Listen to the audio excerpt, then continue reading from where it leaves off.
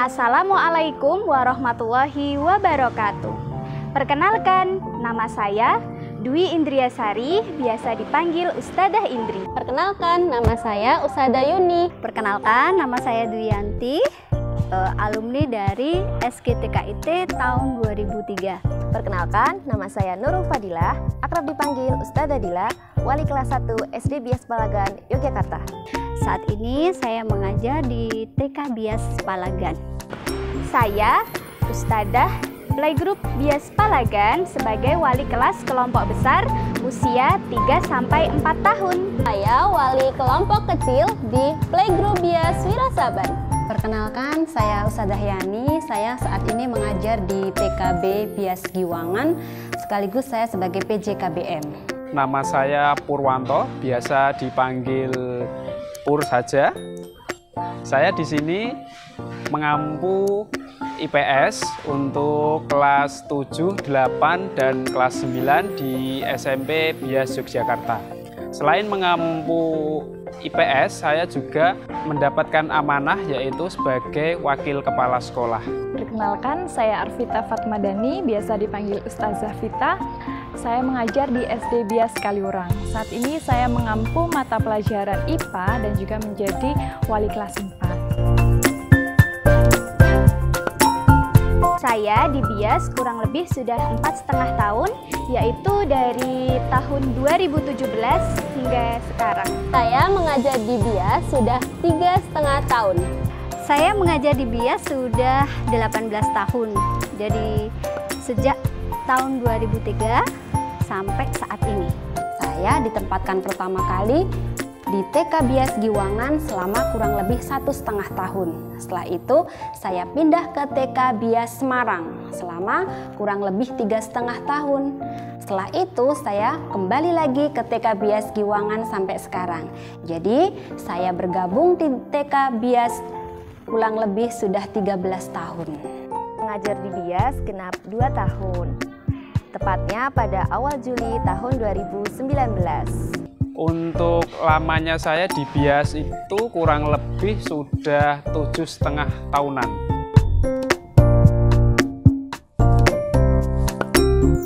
Kalau mendengar kata bias itu sudah tidak asing sejak saya SMP. Saya sering mendengar dan juga sering melihat kata bias. Nah, tapi hanya sekedar saya tahu bahwa ada sekolah yang bernama Bias.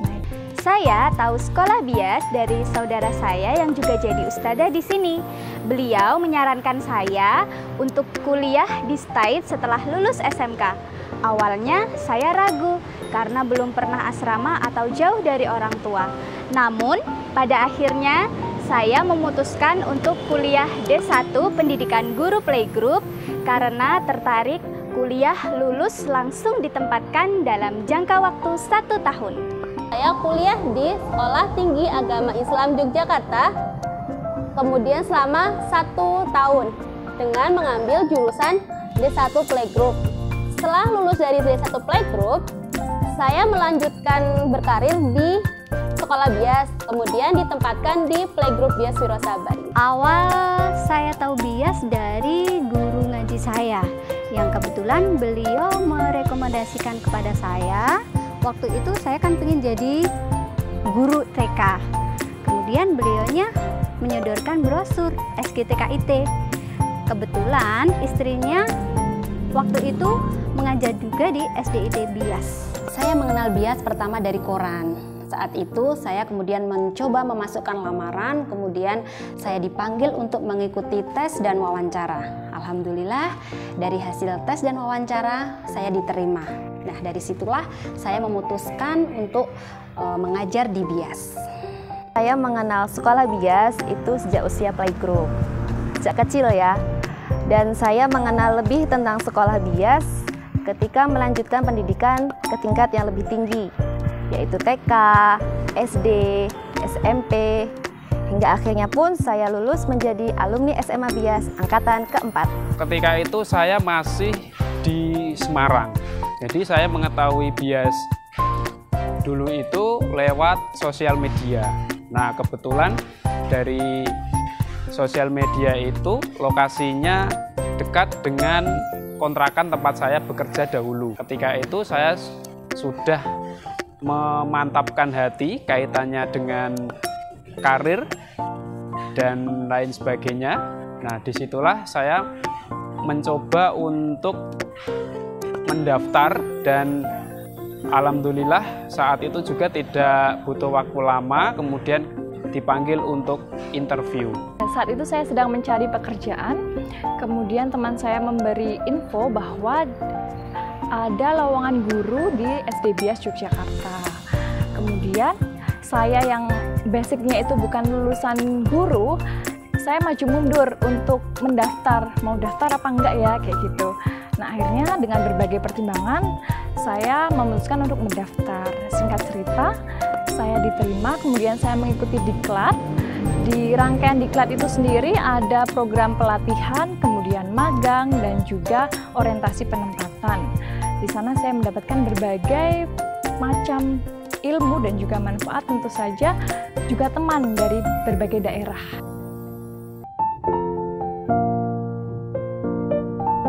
Karena saya merasa nyaman, sistem kerja yang dibangun di Bias ini tidak hanya berorientasi pada dunia saja, tetapi sampai akhirat. Ada 3 pilar yang dibangun oleh lembaga pada masing-masing ustadzah. Yang pertama itu adalah pilar perjuangan, yang kedua itu pilar profesionalisme, kemudian yang ketiga itu pilar sosial. Ketiganya ini berjalan secara seimbang. Karena saya suka dengan dunia anak dan alhamdulillahnya Sekolah Bias memberikan fasilitas kuliah D1 Pendidikan Guru Playgroup. Di Bias kita selalu dibimbing ngaji rutin setiap seminggu sekali. Di Bias kita selalu diingatkan akan kebaikan. Budaya amar ma'ruf atau mengingatkan sangat terasa antara ustadzah junior maupun ustadzah senior. Di Bias, kita terkondisi sebagai seorang pembelajar. Kalau di Bias, selain mendapatkan gaji, kita juga bisa mendapatkan ilmu agama dengan ngaji terbimbing, fasilitas asrama bagi yang luar kota, terus teman-teman yang mensupport kita. Dengan di Bias, saya lebih percaya diri, lebih tertarik dengan ilmu parenting, dan lebih menyayangi anak-anak. Di Bias itu, ustadzah diajak untuk terus belajar dan mengembangkan potensi diri. Utamanya adalah belajar agama dengan mengkaji Al-Quran. Hal terpenting yang tidak pernah didapatkan di lembaga lain, di Bias itu ada ngaji terbimbing rutin setiap seminggu sekali. Kemudian adanya pembiasaan infak fisabilillah serta menegakkan amar ma'ruf nahi mungkar antar semua elemen, baik dari ustadzah, karyawan maupun siswa. Dakwah tauhid di jalur pendidikan. Di sini juga diterapkan budaya hidup sebagai seorang muslim. Ngaji rutin dan terbimbing yang itu membuat saya lebih terpacu untuk belajar agama yang lebih serius. Selain itu, ada infak, saling mengingatkan kebaikan di antara sesama, dan ada budaya akto atau memberi sesama warga Bias. Dan ini membuat kemasyarakatan di Bias itu seperti keluarga. Tentu saja karena saya suka dengan dunia anak-anak. Kemudian saat itu karena saya masih fresh graduate, saya merasa tidak boleh berdiam diri terlalu lama, saya harus segera mencari kesibukan. Itu juga menjadi alasan saya. Selain itu juga karena Bias merupakan salah satu sekolah unggulan yang ada di Jogja. Kemudian menjadi ustazah di Bias menurut saya itu hal yang menantang. Jadi bagi yang suka dengan tantangan akan banyak sekali mendapatkan hal yang positif. Kenapa? Karena di sini ustadz-ustazah itu selalu dituntut untuk selalu belajar dan mengembangkan diri, kemudian membuat materi dan bahan peraga yang menarik bagi anak-anak sehingga anak-anak lebih semangat lagi untuk belajar. Kemudian selain itu kita juga harus mengikuti perkembangan pendidikan yang ada di sekitar kita dengan tentu saja kita pilah sesuai dengan kurikulum yang ada di Bias. Dari pekerjaan sebelum-sebelumnya itu memang jarang sekali yang mengajarkan kaitannya dengan ngaji. Nah, di Bias inilah dari awal mula itu saya memantapkan hati saya karena Yang pertama itu selain berkarir ya di lembaga BIAS ini juga tidak lupa dengan kewajibannya yaitu mengaji.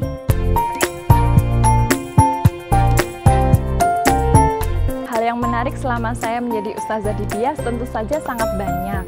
Salah satunya itu ketika saya diberi tugas untuk menyanyi. Jadi selama ini saya itu tidak pernah menyanyi di depan orang banyak gitu. Tapi ketika itu saya diberi tugas untuk menyanyi bahasa Inggris. Jadi untuk bahan pelajaran bahasa Inggris. Nah, itu kan saya harus belajar pronunciation yang baik, kemudian saya harus bernyanyi supaya tidak fals kayak gitu. Nah, itu sebenarnya saya sempat, aduh kenapa saya kayak gitu.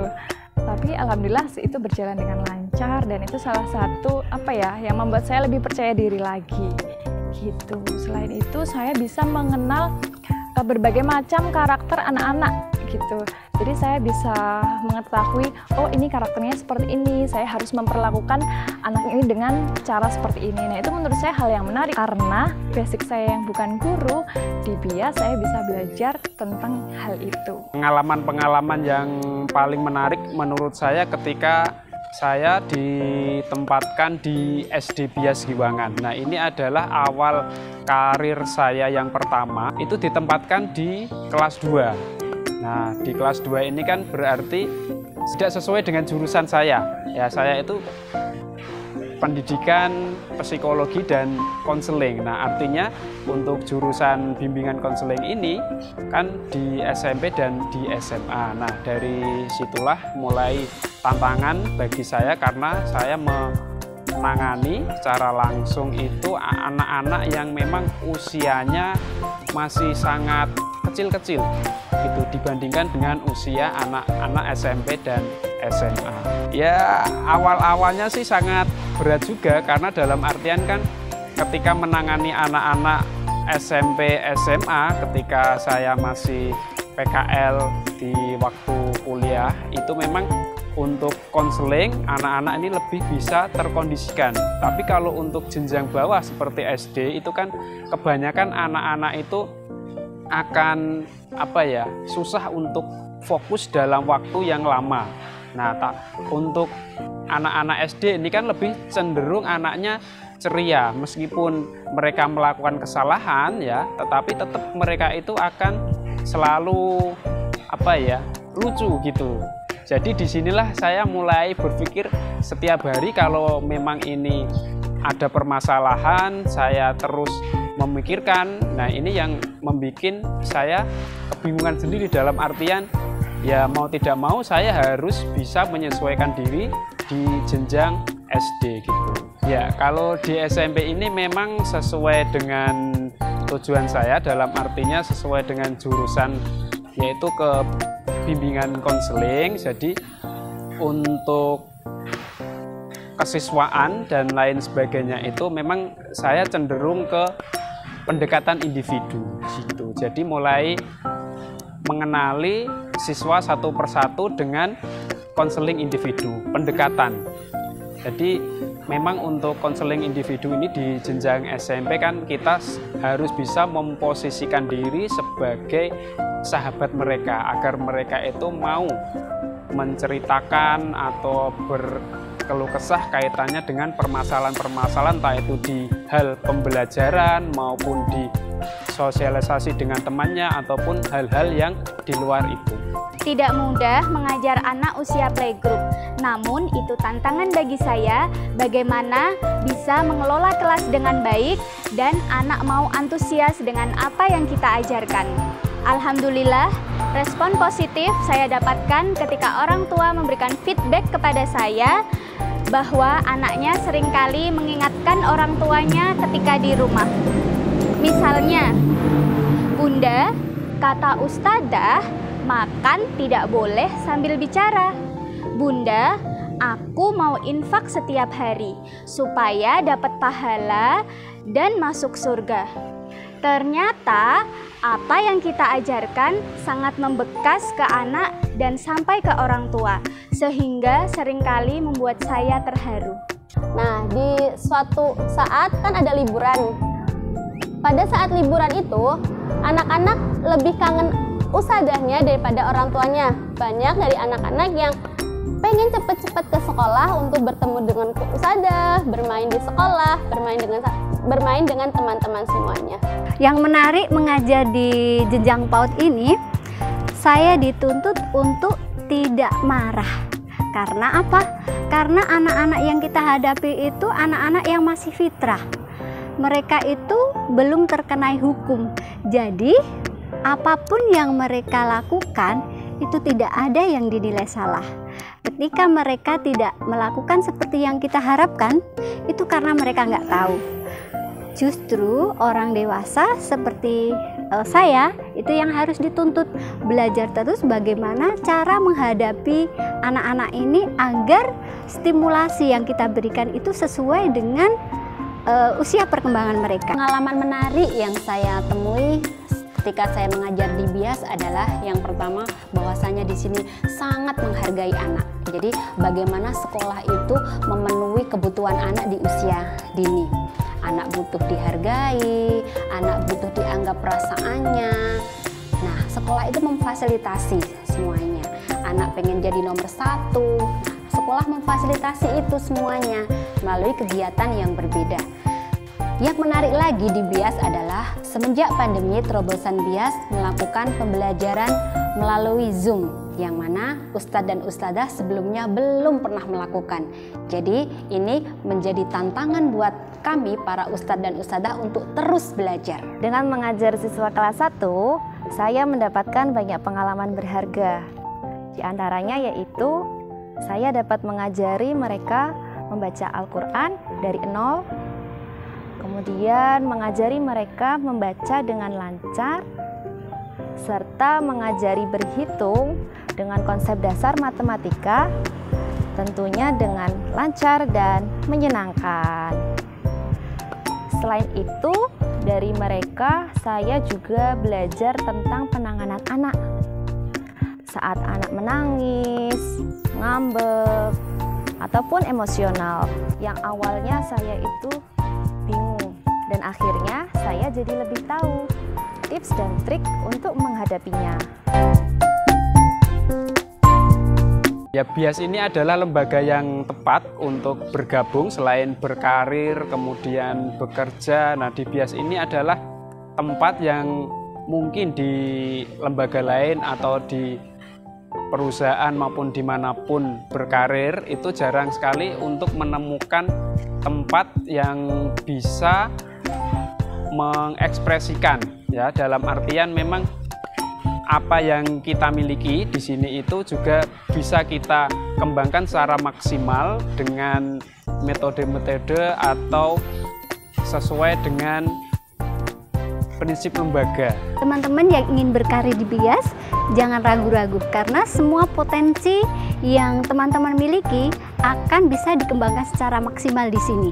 Mari bergabung bersama kami menjadi bagian dari sekolah BIAS untuk mendidik generasi tauhid, berakidah lurus, dan mampu berdaya saing. Insya Allah, selamat dunia akhirat. Inilah pilihan yang tepat bagi kalian yang ingin berkarir di sekolah BIAS. Banyak hal yang akan kalian dapatkan di sini. Tentu tidak hanya soal gaji, bonus, voucher belanja maupun piknik. Namun, apa yang akan kalian ajarkan, insya Allah akan menjadi jariah ilmu yang abadi di akhirat kelak. Sekolah BIAS ini kita bisa mendapatkan berbagai hal. Ada gaji, asrama bagi yang luar kota, keterampilan-keterampilan yang luar biasa. Selain itu, kita sebagai ustadzah juga mendapatkan hal yang menarik, bagaimana mengajar dengan anak-anak, bagaimana memberikan pengetahuan dengan landasan agama yang sesuai dengan usianya. Bismillah, jangan ragu untuk bergabung di BIAS, karena di sini kita akan dapat banyak ilmu dan pengalaman. Selain itu, potensi yang ada di dalam diri kita di sini akan dikembangkan. Yuk yang suka dengan dunia pendidikan, suka dengan hal-hal yang baru, dan suka dengan tantangan, mari bergabung di BIAS. Kita nanti akan mengajar bersama.